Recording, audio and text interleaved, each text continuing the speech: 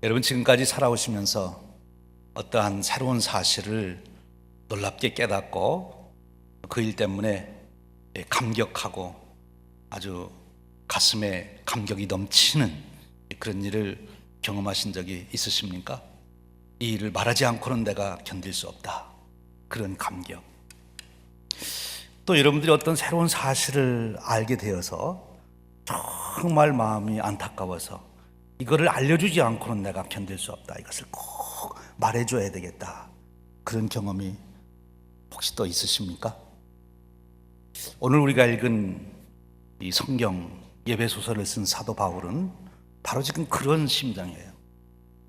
그가 정말 기이하고 놀라운 사실을 깨닫고 그것을 말하지 않고는 견딜 수 없는 감격이 그의 심령에 지금 막 복받쳐 오르는 것이고요, 또 한편으로는 그 사실을 깨달은 다음에 이걸 말하지 않으면 안 되겠다는 정말 안타까운 마음으로 지금 이 예배소설을 쓰고 있는 것입니다. 그것이 무엇입니까? 우리가 지난 몇 주 동안 예배소설을 통해서 같이 은혜를 나누온 하나님의 경륜. 사도 바울은 하나님의 경륜을 깨닫고 그 하나님의 경륜이 너무 기가 막히고 놀라워서 감옥에서도 지금 그 기쁨을 주체할 수가 없는 것입니다. 이것을 내가 말하지 않고는 견딜 수 없다.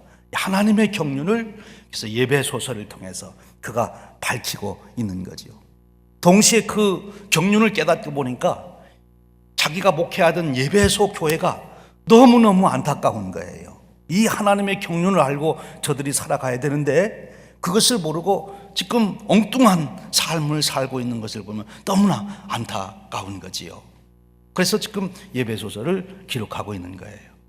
그럼 사도 바울이 깨달은 그 하나님의 경륜이 무엇입니까?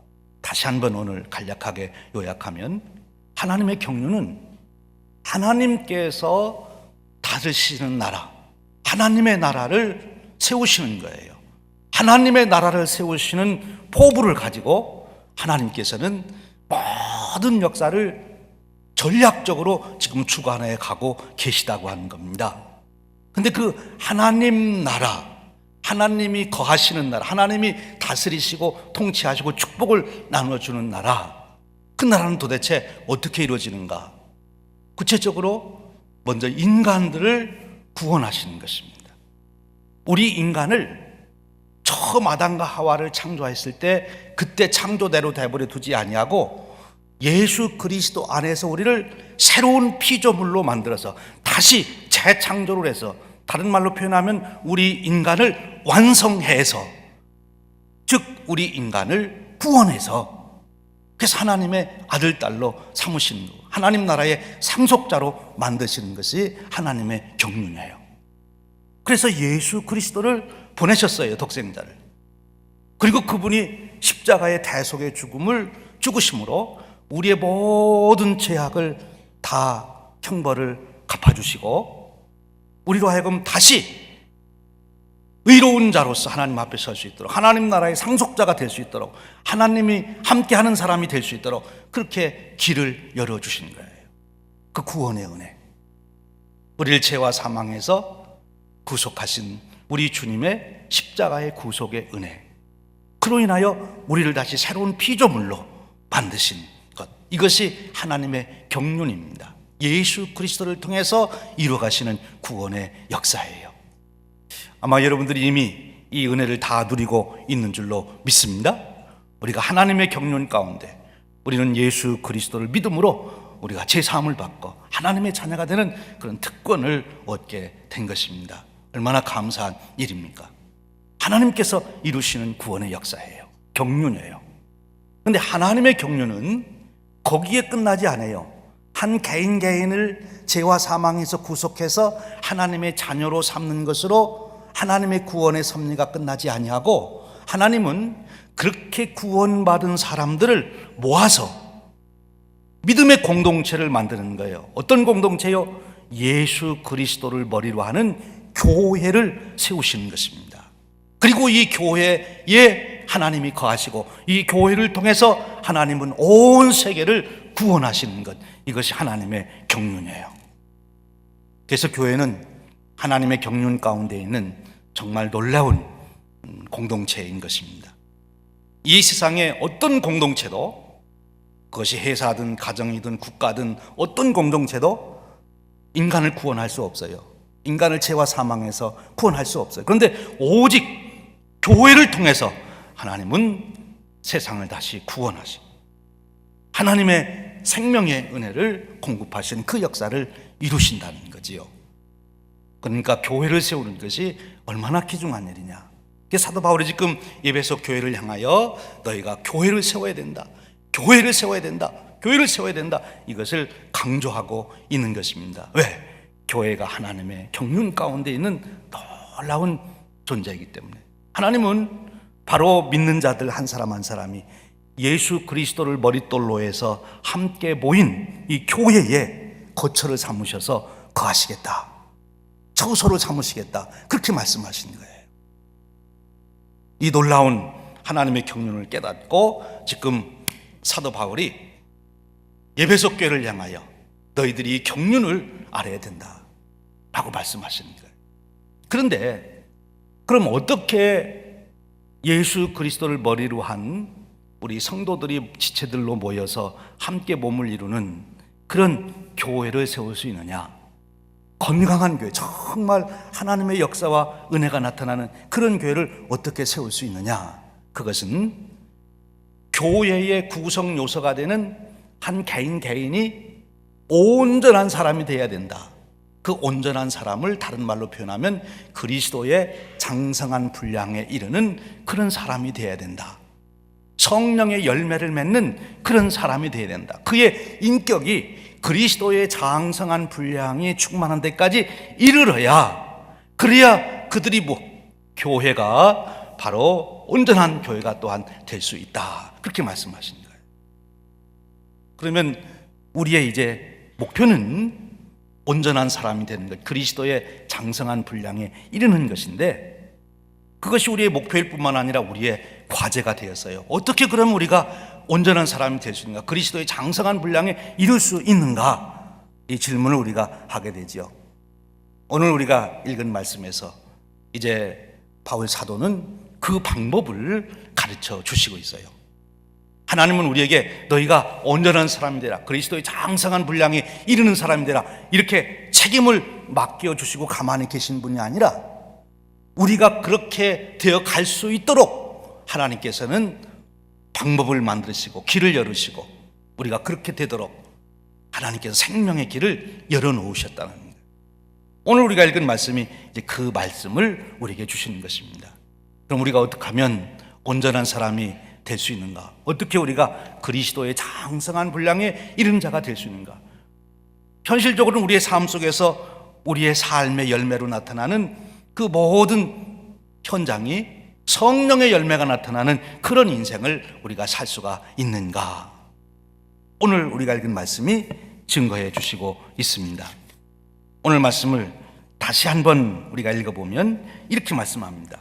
그러므로 내가 이것을 말하며 주 안에서 증언하노니 이제부터 너희는 이방인이 그 마음에 허망한 것으로 행함같이 행하지 말라. 이방인이 그 마음에 허망한 것으로 행함같이 행하지 말라. 이방인이 그 마음에 허망한 것으로 행하는 것은 무엇일까요? 이 질문을 가지고 그 다음을 읽어봅니다. 그들의 총명이 어두워지고 그들 가운데 있는 무지함과 그들의 마음이 굳어짐으로 말미암아 하나님의 생명에서 떠나 있도다. 이방인들은 총명이 어두워졌고 그들 가운데 있는 무지함 때문에 그들의 마음이 굳어져서 하나님의 생명에서 떠난 자들이라, 그렇게 말합니다. 그렇게 하지 말라는 거지요. 19절에는 이렇게 말합니다. 그들이 감각 없는 자가 되어 자신을 방탕에 방임하여 모든 더러운 것을 욕심으로 행하되, 감각이 없는 자가 됐다, 그렇게 말합니다. 그리고 말하기를 자신을 방탕에 방임해버렸다, 될 대로 되라 해버렸다는 거지요. 그래서 어떻게 됐어요? 더러운 것을 욕심으로 행한다. 더러운 것을 욕심으로 행하게 되었다는 거지요. 이것이 이방인들의 모습이에요. 그러면 지금 사도 바울이 우리에게 권면하는 삶은 뭐냐?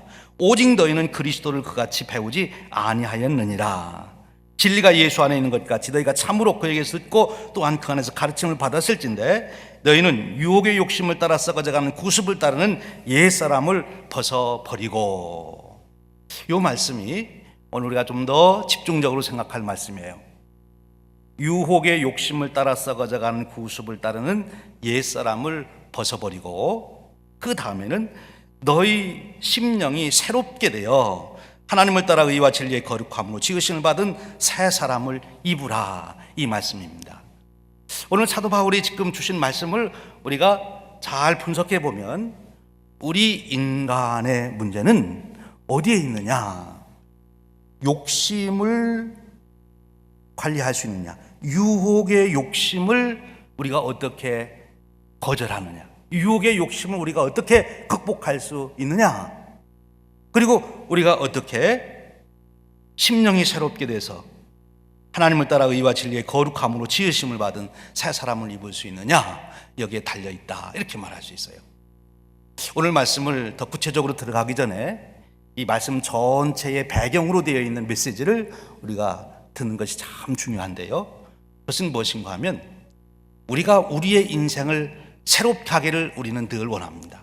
어린아이에서부터 이제 막 임종하시는 분까지 제가 만나보면 모두가 새로운 인생이 되었으면 좋겠다, 정말 존귀한 인생, 복된 인생이 되었으면 좋겠다, 정말 축복된 인생이 되었으면 좋겠다, 이런 열망을 모두가 가지고 있습니다. 그런데 우리가 인생을 바꾸는 방법이 있어요. 인생을 바꾸는 방법이 뭘까요? 집을 바꿔서요? 아니면 자동차를 바꿔서요? 아니라는 거죠. 내 인생을 바꾸는 방법은 내가 바뀌어야 되는 거예요. 내가 바뀌지 않고는 내 인생이 바뀌어지질 않는 거예요. 내 삶이 바뀌어야 내 인생이 바뀌는 것인데, 내 삶이 바뀌기 위해서는 내가 바뀌어야 되는 거예요. 다른 사람이 바뀌어서 내 인생이 새로워지는 것이 아니고, 내 삶이 새로워지려면 내가 바뀌어야 되는 거예요. 내가 바뀌어야 되는 거니까 내가 할 수 있는 거예요. 하나님께서 그렇게 우리에게 놀라운 길을 만들어 놓으신 거예요. 내가 놀라운 인생이, 은혜로운 인생이, 축복된 인생이 되길 원하느냐? 내 삶이 그렇게 바뀌어야 되는 것입니다. 그런데 내 삶을 누가 바꾸느냐? 내가 바꿀 수 있다는 거예요. 내 삶은 내 삶인 거예요. 아버지의 삶도 아니고 남편의 삶도 아니고 아내의 삶도 아니에요. 내 삶이에요. 내 삶을 내가 바꿀 수 있는데, 그러면 나를 바꾸는 방법이 문제예요. 나를 바꾸는 방법이 뭐냐? 그것이 오늘 말씀에 옛사람을 버리고 새 사람을 입어라, 그것입니다. 내가 그렇게 할 수 있다는 거예요. 우리 인간의 삶의 고귀함은 환경과 조건에 있지 않다는 거예요. 그가 심지어 장애우로 태어나고 핸디캡을 가지고 있어도 그가 정말 아름답고 귀한 삶을 창조해 갈 수 있는 것이고, 아무리 환경 조건이 좋은 이 세상의 왕자로 태어나서도 그의 인생이 정말 안 좋은 인생으로 살아갈 수도 있는 거예요. 그 사람의 인생은 조건에 있는 것이 아니에요. 자기 자신에게 있는 거예요. 자기가 어떻게 되느냐. 그런데 그 자기 자신을 바꾸는 방법을 여기 말씀해 주세요. 너의 심령이 새롭게 돼야 된다. 사람이 바뀐다고 하는 것은 뭐 헤어스타일이 바뀌든지 아니면 그의 몸매를 바꾸든지 그런 게 사람을 바꾸는 것이 아니고 그의 심령이 바뀌어야 된다는 것입니다. 근데 그 심령, 자기 심령을 누가 바꿀 수 있어요? 자기가 바꿀 수 있는 거예요. 더 엄밀하게 말하면 내 스스로 내 심령을 바꿀 수 있는 것이 아니라 내 심령을 바꿀 수 있도록 성령님께서 내게 오시도록 내가 성령님을 영접함으로 내 심령이 바뀌어질 수 있다, 이 말씀입니다. 여러분, 이 비밀을 아셔야 돼요. 엉뚱한새 여러분의 힘을 쏟아서는 안 되고 시간을 버릴 필요도 없는 거예요. 여러분들이 정말 새로운 인생이 되기를 원하면 여러분의 삶을 바꾸기를 노력하시고, 여러분의 삶이 바뀌려면 여러분 자신이 바뀌어야 되는 것이고, 여러분 자신이 바뀌려면 여러분의 심령이 바뀌어야 되는 것입니다. 그리고 여러분의 심령을 바꿀 수 있는 존재는 딱 둘이에요. 하나는 여러분 자신과 성령님. 성령님이 여러분에게 오셔서 여러분의 심령을 바꾸도록 여러분들이 성령님을 영접하면, 그러면 성령님이 오셔서 여러분의 심령을 바꿔주게 되고, 여러분의 심령이 바뀌면 여러분이 바뀌는 것이고, 우리가 바뀌면 우리의 삶이 바뀌는 것이고, 우리 삶이 바뀌면 우리의 인생이 바뀌는 것입니다. 그럼 어떻게, 이제 우리의 관심은 어떻게 그러면 우리의 심령이 새로워지는, 성령님이 오셔서 우리의 심령을 새롭게 할 수 있느냐, 이것이 이제 우리의 질문이 되는 것입니다. 어떻게 그렇게 할 수 있느냐. 오늘 사도 바울이 우리가 읽은 에베소 4장 17절에서 24절 안에 그 비밀들을 잘 나열하고 있습니다. 말씀드린 대로 유혹의 욕심을 따라 썩어져가는 구습을 따르는 옛사람을 벗어버리고 오직 너의 심령이 새롭게 되어, 그렇게 말했습니다. 유혹의 욕심을 따라 썩어져가는 구습을 따르는 옛사람을 벗어버리라. 그러니까 우리 인간의 문제는 유혹의 욕심을 어떻게 물리칠 수 있느냐, 거기에 달려있다는 거죠. 그런데 이 유혹이라고 하는 것은 쉽게 물리칠 수 있는 것이 아닙니다. 육체를 가지고 있는 우리들은 언제든지 이 유혹에 노출되어 있고, 그리고 이 유혹이 우리에게 올 때 이것을 쉽게 내가 그것을 거절할 수 있다고 장담할 수가 없어요. 베드로 같은 경우도 나는 주님을 절대로 배반하지 않습니다, 부인하지 않습니다, 그랬지만 결국 그가 주님께서 말씀하신 대로 닭이 울기 전에 3번 예수님을 부인했던 것을 우리가 알지 않습니까? 에덴 동산에 있는 아담과 하와도 다른 데 살고 있었던 게 아니에요. 환경과 조건이 나쁜 게 아니에요. 에덴 동산이라니까요. 그리고 하나님과 날마다 만났던 사람이에요.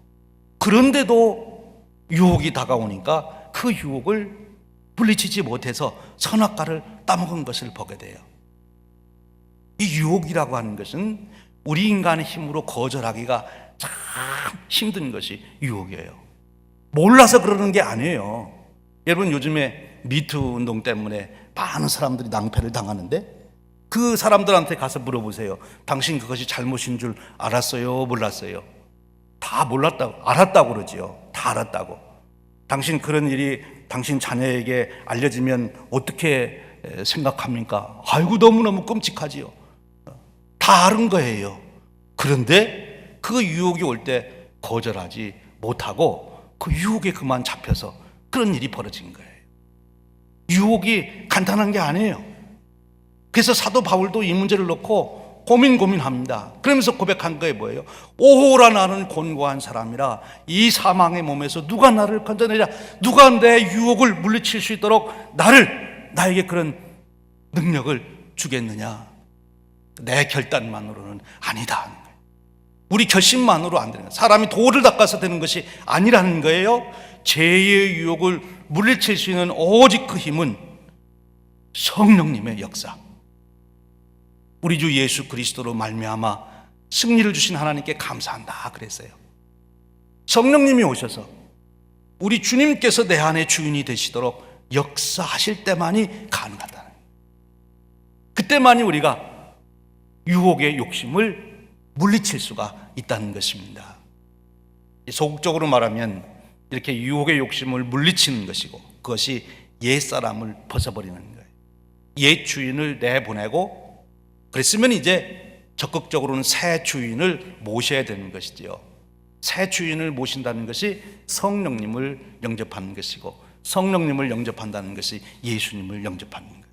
성령님은 우리 안에 오시면 어떤 일을 하시기에 우리가 유혹의 욕심을 물리칠 수 있는 그런 능력이 우리에게 생기는가? 그것은 성령님이 우리에게 오시면 제일 먼저 하는 일이 우리 안에 첫사랑에 뜨겁게 만듭니다. 그 첫사랑이라고 하는 게 뭐예요? 예배석 교회를 향하여 요한계시록에 보면 다 칭찬하다가 책망하는 말이 한마디가 있어요. 그게 뭐예요? 내가 첫사랑을 잊어버렸다. 어디서 떨어졌는지를 내가 생각하고 첫사랑을 회복해라. 그렇지 않으면 내가 어떻게 하겠다고 그랬어요? 촛대를 옮기겠다. 그렇게 말씀하셨어요. 에베소 교회를 향하여 첫사랑을 회복해라. 성령님이 우리에게 임하셔서 역사하시면 우리 안에 첫사랑이 일어납니다. 근데 그 첫사랑이라는 게 뭐예요? 뭐가 첫사랑이에요? 처음 사랑했던 게 첫사랑이죠. 근데 여러분, 우리가 예수님 처음 정말로 사랑하고 예수님을 나의 주님입니다 이렇게 고백했던, 여러분의 결혼하신 분들 부부간에 만날 때 첫사랑이지요. 그 첫사랑이 뭔가면 한눈에 반해가지고 당신이 내 아내가 되었으면, 내가 당신이 남편이 되었으면 좋겠습니다, 그 마음이 생겼을 때가 그게 첫사랑이에요. 그래서 결혼이 이루어진 거죠. 우리가 예수님을 내 주인으로 영접한, 나의 주님으로 영접한 그 사건 속에서 내가 주님을 사랑했던 사랑이 첫사랑이에요. 그 사랑이 뭐예요? 나를 구속해 주신 사랑. 예수님, 그 하나님의 아들이신 그분이 나를 구원하기 위해서 그 큰 사랑을 가지고 인간의 몸으로 이 땅에 오셔서 인간으로 오셨을 뿐만 아니라 십자가에서 내 모든 죄를 대속하시고, 그리고 나를 대신해서 그 형벌을 받으시고 그렇게 비참하게 죽으시고 죽음까지 맞이하셨다. 그 사건 속에서 예수님을 만난 사건. 그래서 그 예수님께 주님이 나의 구세주이십니다, 주님이 내 모든 죄를 다 속량해 주셨으니 감사합니다, 그 주님의 사랑에 감격했던, 그래서 주님을 주님이라고 불렀던 그 사랑이 첫사랑이에요. 이 첫사랑이 우리 안에 끓어오를 때, 불같이 타오를 때 우리는 어떤 유혹도 물리칠 수 있어요. 여러분, 우리가 결혼한 부부들이, 아니면 아직 결혼 안 했지만 연인들이 어떻게 다른 남자, 다른 여자의 유혹을 물리칠 수 있어요? 내 아내와 남편과 내 연인과 만났을 때 우리 결혼합시다, 아니 이미 결혼해서 사는 그 첫사랑을 기억할 때 그들은 다른 유혹을 다 물리칠 수 있어요. 우리가 어떻게 욕심을 물리칠 수 있느냐? 그 욕심은 사단이 우리에게 들어오는 통로인데, 어떻게 사단을 물리칠 수 있느냐? 예수님이 내 주님이심을 깨닫고 그 은혜에 감격하고 그 사랑에 젖었던 그것을 우리 마음에 일으킬 때, 그것이 감격적으로 일어날 때, 그때 우리는 모든 죄를 물리칠 수 있는 것입니다. 그래서 우리가 그러면 심령을 새롭게 하기 위해서 그럼 우리가 해야 될 일이 뭐예요? 첫사랑을 회복하는 일을 해야 되는 거죠. 그럼 예수님과의 그 첫사랑을 회복하기 위해서 우리가 해야 될 일이 무엇입니까? 어떤 분들이 그렇게 얘기하세요.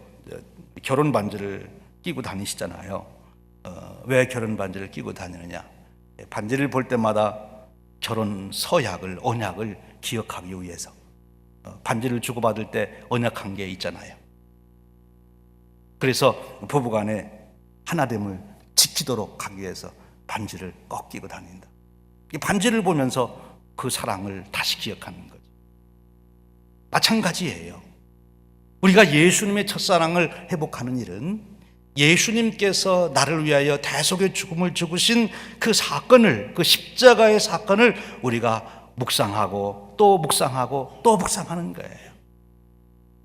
십자가의 사랑을 잃어버리지 않는 것, 십자가의 사랑을 마음에 품고 있는 것, 그것이 우리의 첫사랑을 끊임없이 불타오르게 만드는 것이고, 여러분, 조그만 유혹을 받다가도 예수님이 나를 위해서 내가 옛날에 그 지은 죄 때문에 십자가에 저렇게 무서운 형벌을 받으셨다는 생각하면 여러분이 그 죄 지을 마음이 생기겠습니까? 생길 수가 없는 거지요.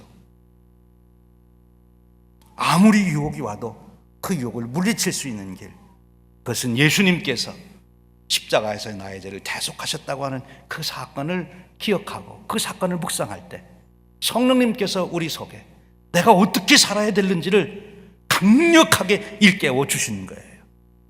내가 어떻게 구원을 받았는데, 너를 위해서 예수님이 어떤 고난과 어떤 수모를 당하셨는데 내가 그리 할 수 있냐? 우리는 단호하게 돌아설 수 있는 거지요. 여러분 현실적으로도 그렇잖아요. 우리가 자녀들을 키울 때 자녀들에게 꼭 남겨주어야 될 게 있어요. 자녀들에게 스카가 될 수 있는, 자녀들에게 새겨지는, 지울 수 없는 흔적을 남겨놓아야 되는데, 그것이 상처를 주는 흔적이 아니라 사랑의 흔적을 남겨놔야 돼요. 우리 엄마, 아버지가 나를 얼마나 사랑했는지 어떤 구체적인 사건을 통해서 우리 자녀들이 경험하도록 해야 돼요. 그렇게 경험한 자녀는 그릇된 길로 가다가도 어머니, 아버지가 자기를 위해서 사랑했던 그 사건 때문에 그렇게 갈 수가 없어요. 갈 수가 없어요.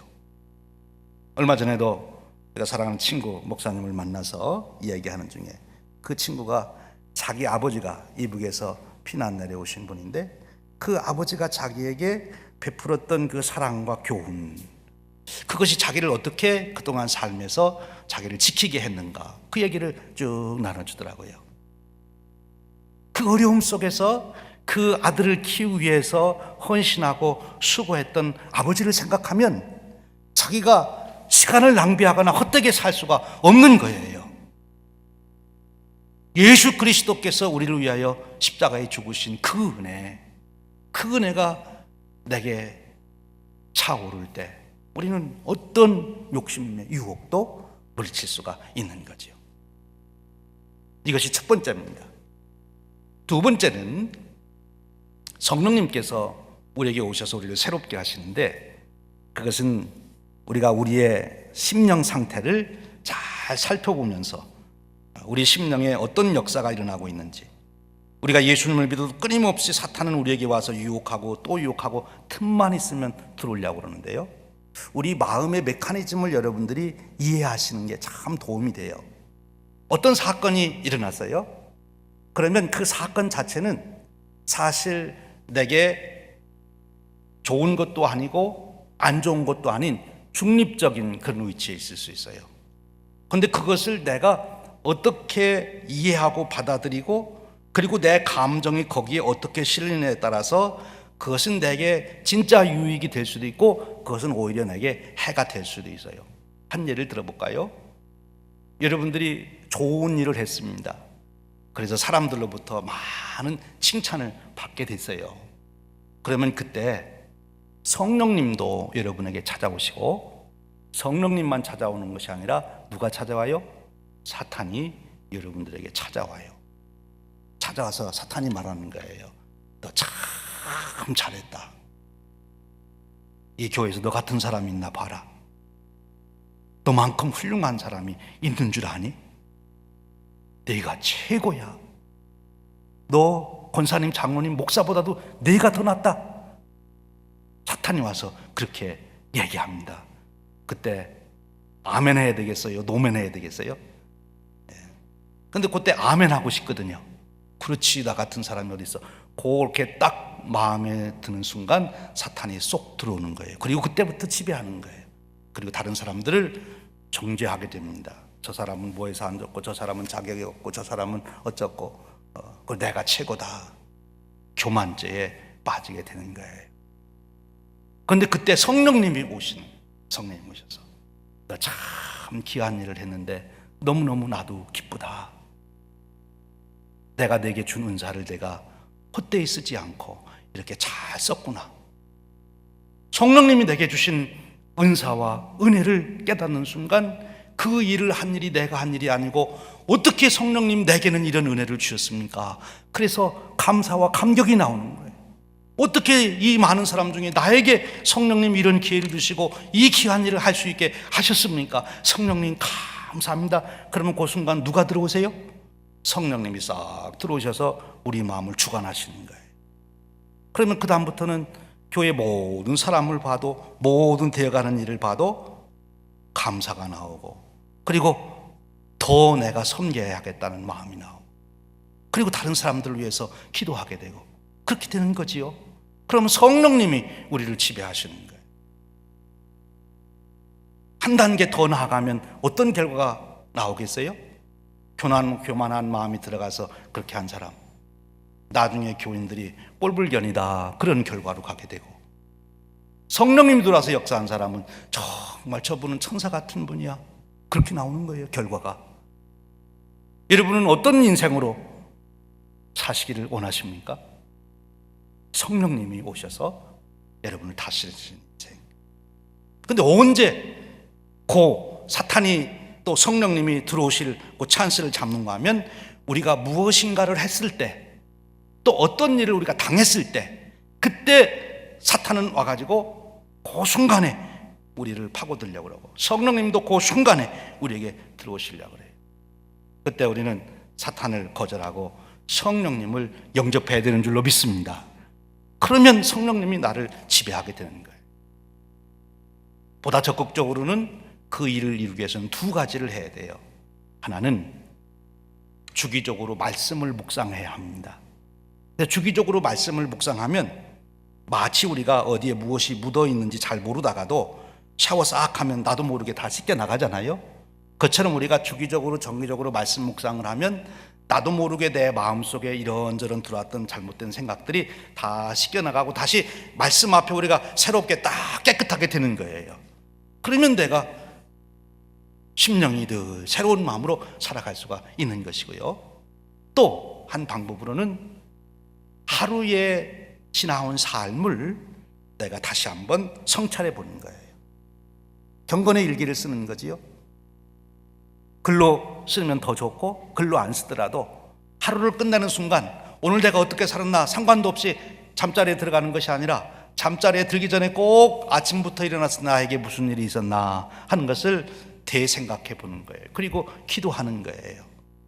성령님, 오늘도 저에게 이런 일이 있었습니다. 성령님께서 오셔서 다 정리하고 소화하게 해주시고 이 밤 평안한 밤 맞게 하시고 내일은 새일을 위해서 일어나게 해 주십시오. 기도해서 그날 내게 있었던 것을 다 씻어내는 이 두 가지 방법이 우리가 계속 새로운 심령으로 살아갈 수 있는 방법이 되는 거죠. 그래서 우리의 심령이 새롭게 되어야 우리가 새 사람이 되는 것이고, 새 사람이 되어야 새 삶을 만드는 것이고, 새 삶을 만들어야 새 인생이 되는 것입니다. 이것이 그리스도의 장성한 분량에 이르는 우리의 신앙의 과정이에요. 이렇게 우리의 경건의 삶이 이루어지면 나도 모르는 사이에 어느 날 내가 주님의 향기를 품어내는 그런 거룩한 성도로 살고 있음을 발견하게 된다는 거예요. 사랑하는 여러분, 우리의 연륜이 더할수록, 신앙의 연륜이 더할수록 저와 여러분에게는 더 그리스도의 향기가 많이 풍겨나는 그런 인생 되시기를 주님의 이름으로 축원드립니다. 우리의 심령을 날마다 주님의 그 첫사랑 묵상하면서, 말씀 묵상하면서, 날마다 나의 삶을 되돌아보면서 성령님이 오셔서 내 삶을 주장하시기를 소원하는 그 간구와 영접을 통해서 우리가 그리스도의 향기로 살아가는 그런 축복이 저와 여러분의 인생 되시기를 주님의 이름으로 축원드립니다. 기도하겠습니다. 하나님 감사합니다. 오늘 저희들을 부르셔서 하나님의 경륜을 다시 기억하게 하시고 그 경륜 가운데 우리가 구원받고 그 경륜 가운데 우리가 모여 교회가 되게 하셨으니 참으로 감사합니다. 든든한 교회를 세우기 위하여 우리가 그리스도의 장성한 분량에 이르러야 할 터인데 오늘 우리 심령을 새롭게 하는 법을 가르쳐 주셔서 이제 그 법을 따라 우리가 있는 우리 교회가 그리스도의 몸으로서 온전한 교회를 이루는 축복이 되도록 내다보게 하시니 감사합니다. 주님, 이 은혜를 저희들 생전에 누리도록 이끌어 주시옵소서. 우리 주님 예수 그리스도의 이름으로 기도하옵나이다. 아멘.